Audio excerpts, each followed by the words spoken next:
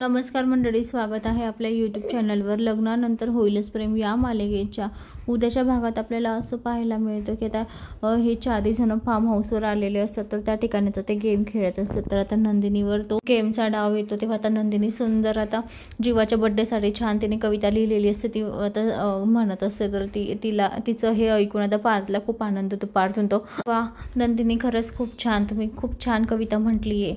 तेव्हा आता जीवासुद्धा म्हणतो, हो खरंच तुम्ही खूप छान म्हटले. तेव्हा आता मिथून म्हणतो, अरे वा वा वा, बायकोची चांगलीच तारीफ करतो आहे तू. तर आता काव्य त्याच्याकडे मोठे डोळे करून बघत असते. तर आता त्या ठिकाणी आता त्यांचा खेळ चालू असतो. तर तो आता खेळ पुन्हा आता चालू होतो. तर तेव्हा आता तो आता जीवाकडे ती बाटलीचं तोंड येतं. तर आता ते जीवाला आता कोण शिक्षा देणार, कोण सांगणार आता जीवाची शिक्षा.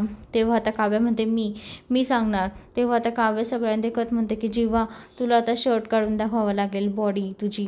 तेव्हा आता हे ऐकून तर जीवाच्या पायाखालची जमीनच सरकते. कारण जीवाच्या छातीवर आता काव्याचा नावाचा टाटू असतो आणि काव्याला तेच सगळ्यांसमोर आणायचं असतं की जीवाचं आणि माझं प्रेम आहे.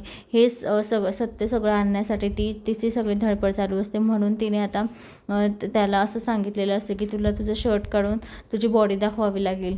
तेव्हा आता नंदिनी पण शॉकच होते.